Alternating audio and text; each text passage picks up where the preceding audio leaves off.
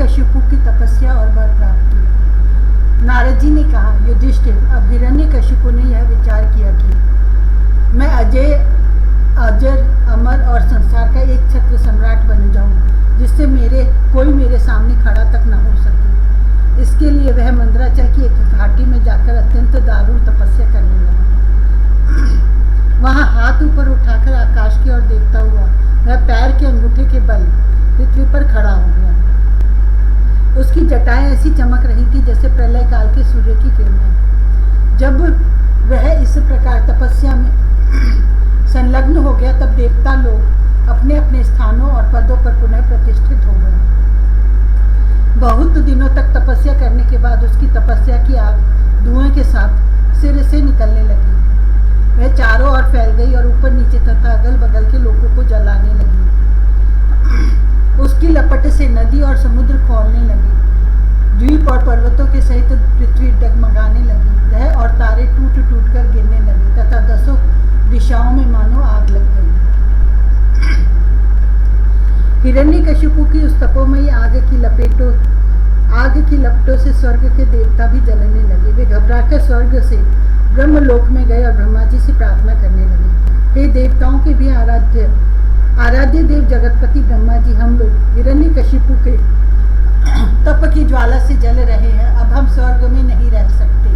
हे अनंत, हे सर्वाध्यक्ष,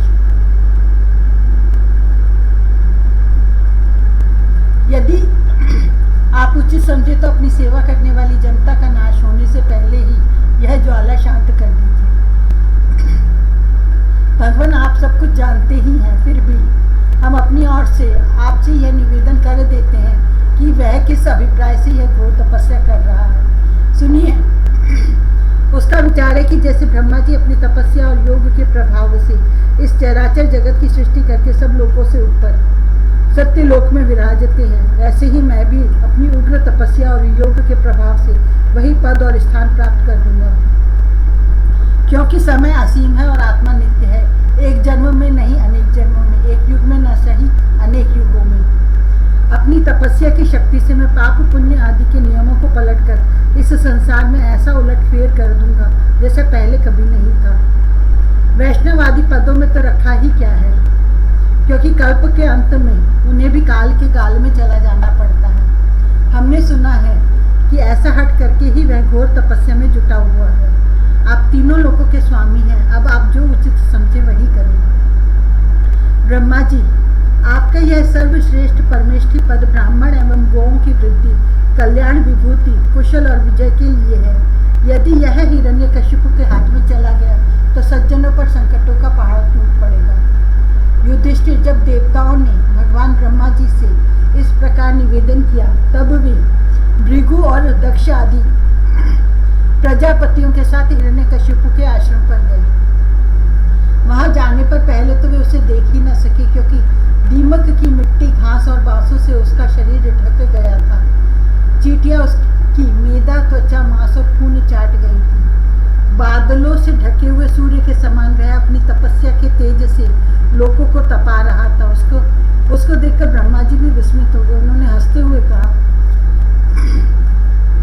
ब्रह्मा जी ने कहा, बेटा हिरण्यकशिपु, उठो उठो, तुम्हारा कल्याण हो। कश्यप नंदन, अब तुम्हारी तपस्या सिद्ध हो गई।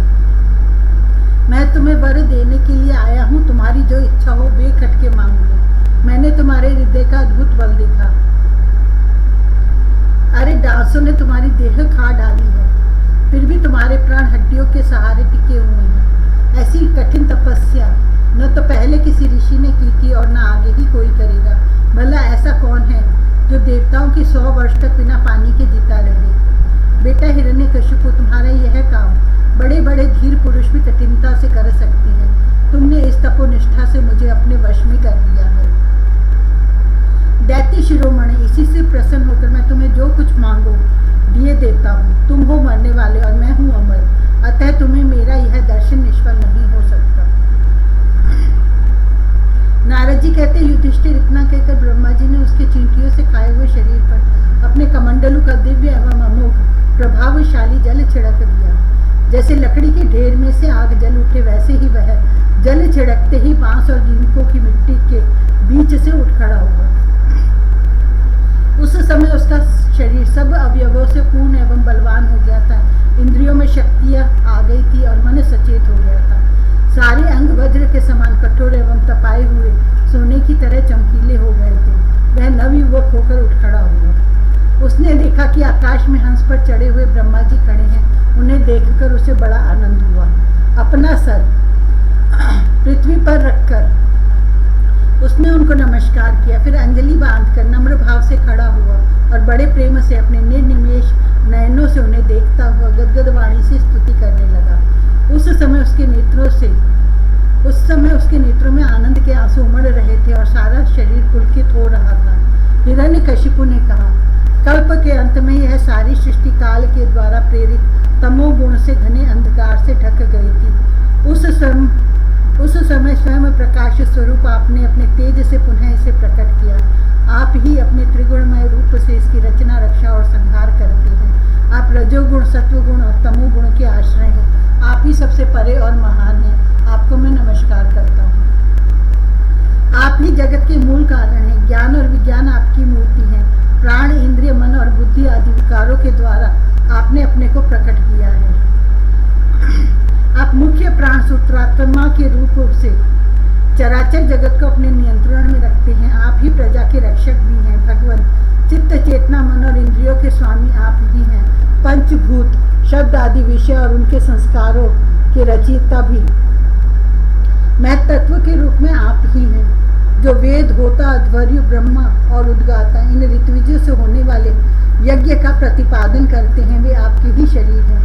उन्हीं के द्वारा अग्निष्टोम आदि 7 यज्ञों का आप विस्तार करते हैं। आप ही संपूर्ण प्राणियों के आत्मा हैं, क्योंकि आप अनादि अनंत अपार सर्वज्ञ और अंतर्यामी हैं। आप ही काल हैं। आप प्रतिक्षण सावधान रहकर अपने क्षण, लव आदि विभागों के द्वारा लोगों की आयु क्षीण करते रहते हैं। फिर भी आप निर्विकार हैं, क्योंकि आप ज्ञान स्वरूप परमेश्वर, अजन्मा, महान और संपूर्ण जीवों के जीवन दाता अंतरात्मा है। प्रभु, कार्य, कारण, चल और अचल ऐसी कोई भी वस्तु नहीं है जो आपसे भिन्न हो। समस्त विद्या और कलाएं आपके शरीर हैं। आप त्रिगुणमयी माया से अतीत स्वयं ब्रह्म हैं। यह स्वर्णमय ब्रह्मांड आपके गर्भ में स्थित है। आप इसे अपने में से ही प्रकट करते हैं। प्रभु, यह व्यक्त ब्रह्मांड आपका स्थूल शरीर है। इससे आप इंद्रिय, प्राण और मन के विषयों का उपभोग करते हैं, किंतु उस समय भी आप अपने परम ऐश्वर्य में स्वरूप में ही स्थित रहते हैं। वस्तुतः आप पुराण पुरुष, स्थूल सूक्ष्म से परे ब्रह्म स्वरूप ही हैं। आप अपने अनंत और अव्यक्त स्वरूप से सारे जगत में व्याप्त हैं। चेतन और अचेतन दोनों ही आपकी शक्तियां हैं। भगवान, मैं आपको नमस्कार करता हूँ। प्रभु, आप समस्त वरदाताओं में श्रेष्ठ हैं। यदि आप मुझे अभिष्ट वर देना चाहते हैं तो ऐसा वर दीजिए कि आपके बनाए हुए किसी भी प्राणी से, चाहे वह मनुष्य हो या पशु, प्राणी हो या अप्राणी, देवता हो या दैव अथवा नाग आदि, किसी से भी मेरी मृत्यु न हो। भीतर बाहर, दिन में रात्रि में, आपके बनाए प्राणियों के अतिरिक्त और भी किसी जीव से, अस्त्र शस्त्र से, पृथ्वी या आकाश में कहीं भी मेरी मृत्यु न हो। युद्ध में कोई मेरा सामना न कर सके। मैं समस्त प्राणियों का एकछत्र सम्राट हूँ। इंद्र आदि समस्त लोकपालों में जैसी आपकी महिमा है, वैसी भी मेरी ही हो। तपस्वी और योगियों को जो अक्षय ऐश्वर्य प्राप्त है, वही मुझे भी दीजिए।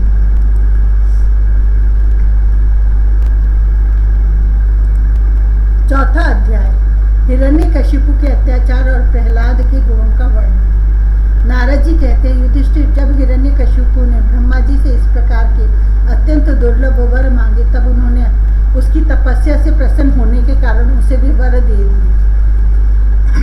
ब्रह्मा जी ने कहा, बेटा, तुम जो वर मुझसे मांग रहे हो वो जीवों के लिए बहुत ही दुर्लभ है, परंतु दुर्लभ होने पर भी मैं तुम्हें वे सब वर दिए देता हूँ। नारद जी कहते हैं, ब्रह्मा जी के वरदान कभी झूठे नहीं होते। वे समर्थ एवं भगवद रूप ही हैं। वरदान मिले जाने के बाद हिरण्यकशिपु ने उनकी पूजा की। तत्पश्चात प्रजापतियों से अपनी स्तुति सुनते हुए वे अपने लोक को चले गए। ब्रह्मा जी से वर प्राप्त करने पर हिरण्यकशिपु का सर सुवर्ण के समान कांतिमान एवं हृष्ट पुष्ट हो गया। वह अपने भाई की मृत्यु का स्मरण करके भगवान से द्वेष करने लगा। उस महादैत्य ने समस्त दिशाओं, तीनों लोकों तथा देवता, असुर, नरपति, गंधर्व, गरुड़, सर्प, सिद्ध, चारण, विद्याधर, ऋषि, पितरों के अधिपति, मनु, यक्ष, राक्षस, पिशाचराज, प्रेत, भूतपति एवं समस्त प्राणियों के राजाओं को जीतकर अपने वश में कर लिया। यहाँ तक कि उस विश्व विजयी दैत्य ने लोकपालों की शक्ति और स्थान भी छीन लिए। अब वह नंदन वन आदि दिव्य उद्यानों के सौंदर्य से युक्त स्वर्ग में ही रहने लगा था। स्वयं विश्वकर्मा का बनाया हुआ इंद्र का भवन ही उसका निवास स्थान था। उस भवन में तीनों लोगों का सौंदर्य मूर्तिमान होकर निवास करता था। वह सब प्रकार की संपत्तियों से संपन्न था। उस महल में मूंगे की सीढ़ियां, पन्ने की गर्चे, स्फटिक मणि की दीवारें, वैदुर्य मणि के खंभे और माणिक की कुर्सियां थी।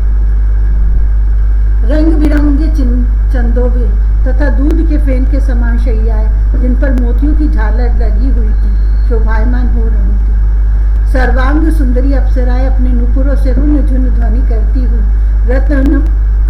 रत्नमय भूमि पर इधर उधर टहला करती थी और कहीं कहीं उसमें अपना सुंदर मुख देखने लगती थी। उस महेंद्र के महल में महाबली और महामनस्वी हिरण्यकशिपु सब लोगों को जीतकर सबका एकच्छत्र सम्राट बनकर बड़ी स्वतंत्रता से विहार करने लगा। उसका शासन इतना कठोर था कि उससे भयभीत होकर देव दानव उसके चरणों की वंदना करते रहते थे। युधिष्ठिर वह उत्कट गंध वाली मदिरा पीकर मतवाला रहा करता था। उसकी आंखें लाल लाल और चढ़ी हुई रहती। उस समय तपस्या, योग, शारीरिक और मानसिक बल का वह भंडार था। ब्रह्मा, विष्णु और महादेव के सिवा और सभी देवता अपने हाथों में भेंट ले लेकर उसकी सेवा में लगे रहते हैं। जब वह अपने पुरुषार्थ से इंद्रासन पर बैठ गया तब युधिष्ठिर, विश्वावसु, तुम्बुरु तथा हम सभी लोग उसके सामने गान करते थे। गंधर्व, सिद्ध, ऋषिगण, विद्याधर और अप्सराएं बार बार उसकी स्तुति करते थे। युधिष्ठिर वह इतना तेजस्वी था कि वर्णाश्रम धर्म का पालन करने वाले पुरुष जो बड़ी बड़ी दक्षिणा वाले यज्ञ करते, उनके यज्ञों की आहुति वह स्वयं छीन लेता। पृथ्वी के सातों द्वीपों में उसका अखंड राज्य था। सभी जगह बिना ही जोते हुए धरती से अन्न पैदा होता था। वह जो कुछ चाहता अंतरिक्ष से उसे मिल जाता और आकाश उसे भांति भांति की आश्चर्यजनक वस्तुएं दिखा दिखाकर उसका मनोरंजन करता था। इसी प्रकार खारे पानी, सुराघृत, इक्षुरस, दधी, दुग्ध और मीठे पानी के समुद्र भी अपनी पत्नी नदियों के साथ तरंगों के द्वारा उसके पास रत्न राशि पहुंचाया करते थे। पर्वत अपनी घाटियों के रूप में उसके लिए खेलने का स्थान जुटाते और वृक्ष सब ऋतुओं में फूलते फलते। वह अकेला ही सब लोकपालों के विभिन्न गुणों को धारण करता। इस प्रकार दिग्विजयी और एक छत्र सम्राट होकर वह अपने को प्रिय लगने वाले विषयों का स्वच्छंद उपभोग करने लगा। परंतु इतने विषयों से भी उसकी तृप्ति न हो सकी, क्योंकि अंततः वह इंद्रियों का दास ही तो था। युधिष्ठिर इस रूप में भी वह भगवान का वही पार्षद है जिसे सनक आदिकों ने शाप दिया था। वह ऐश्वर्य के मद से मतवाला हो रहा था तथा घमंड में चूर होकर शास्त्रों की मर्यादा का उल्लंघन कर रहा था। देखते ही देखते उसके जीवन का बहुत सा समय बीत गया। उसके कठोर शासन से सब लोग और लोकपाल घबरा गए। जब उन्हें और कहीं किसी का आश्रय न मिला तब उन्होंने भगवान की शरण ली। उन्होंने मन ही मन कहा, जहाँ सर्वात्मा जगदीश्वर श्री हरि निवास करते हैं और जिसे प्राप्त करके शांत एवं निर्मल सन्यासी महात्मा फिर लौटते नहीं, भगवान के उस परम धाम को हम नमस्कार करते हैं। इसी भाव से अपनी इंद्रियों का संयम और मन को समाहित करके उन लोगों ने खाना पीना और सोना छोड़ दिया तथा निर्मल हृदय से भगवान की आराधना की। एक दिन उन्हें मेघ के समान गंभीर आकाशवाणी सुनाई पड़ी। उसकी ध्वनि से दिशाएं गूंज उठी। साधुओं को अभय देने वाली वह वाणी यूं थी, श्रेष्ठ देवताओं डरो मत, तुम सब लोगों का कल्याण हो। मेरे दर्शन से प्राणियों को परम कल्याण की प्राप्ति हो जाती है। इस नीच दैत्य की दुष्टता का मुझे पहले से ही पता है, मैं इसको मिटा दूंगा। अभी कुछ दिनों तक समय की प्रतीक्षा करो। कोई भी प्राणी जब देवता, वेद, गाय, ब्राह्मण, साधु, धर्म और मुझसे द्वेष करने लगता है तब शीघ्र ही उसका विनाश हो जाता है। जब यह अपने व्यारहीन, शांत और महात्मा पुत्र प्रहलाद से द्रोह करेगा, उसका अनिष्ट करना चाहेगा, तब वर के कारण शक्ति संपन्न होने पर भी इसे मैं अवश्य मार डालूंगा। सबके हृदय में ज्ञान का संचार करने वाले भगवान ने जब देवताओं को यह आदेश दिया तब वे उन्हें प्रणाम करके लौट आए। उनका सारा उद्वेग मिट गया और उन्हें ऐसा मालूम होने लगा कि हिरण्यकशिपु मर गया। युधिष्ठिर दैत्यराज हिरण्यकशिपु के बड़े ही विलक्षण 4 पुत्र थे। उनमें प्रहलाद यूं तो सबसे छोटे थे, परंतु गुणों में सबसे बड़े थे। वे बड़े संत सेवी थे, ब्राह्मण भक्त, सौम्य स्वभाव, सत्य प्रतीक एवं जितेंद्रिय थे तथा समस्त प्राणियों के साथ अपने ही समान समता का बर्ताव करते और सबके एकमात्र प्रिय और सच्चे हितैषी थे। बड़े लोगों के चरणों में सेवक की तरह झुककर रहते थे, गरीबों पर पिता के समान स्नेह रखते थे, बराबरी वालों से भाई के समान प्रेम करते और गुरुजनों में भगवत भाव रखते थे। विद्या, धन, सौंदर्य और कुलीनता से संपन्न होने पर भी घमंड और हेकड़ी उन्हें छू तक नहीं गई थी। बड़े बड़े दुखों में भी वे तनिक भी घबराते न थे। लोक परलोक के विषयों को उन्होंने देखा सुना तो बहुत था, परंतु वे उन्हें निसार और असत्य समझते थे, इसलिए उनके मन में किसी भी वस्तु की लालसा न थी। इंद्रिय, प्राण, शरीर और मन उनके वश में थे। उनके चित्त में कभी किसी प्रकार की कामना नहीं उठती थी। जन्म से असुर होने पर भी उनमें आसुरी संपत्ति का लेश भी नहीं था।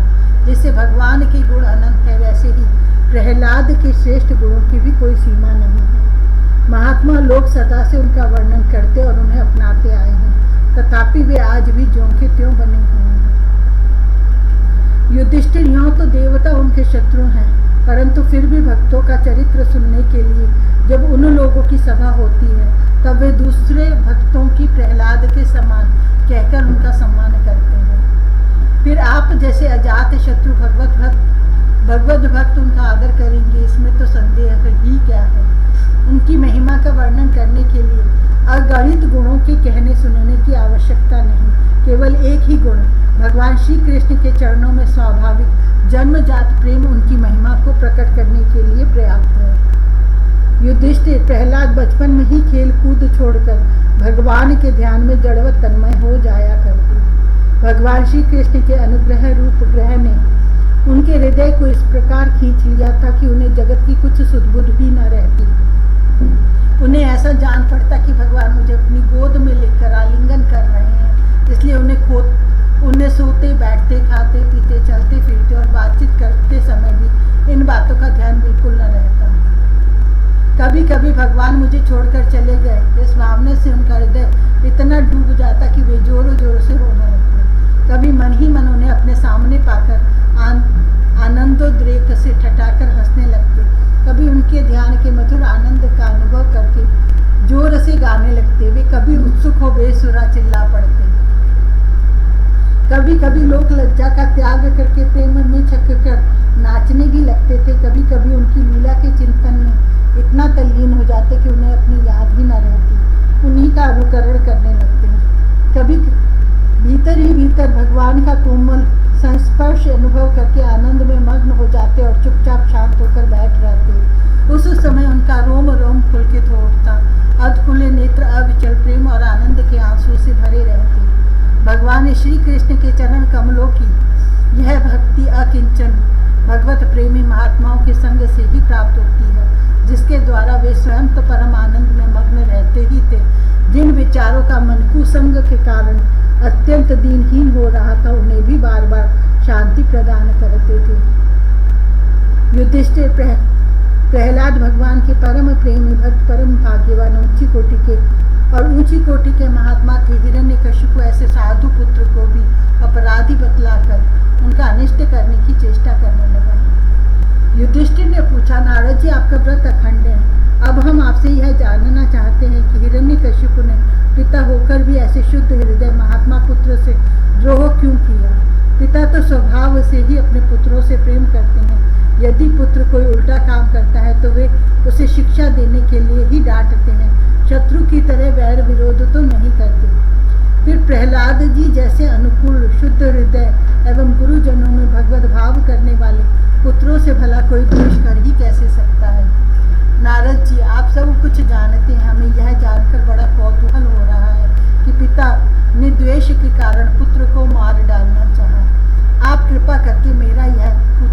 शांत कीजिए।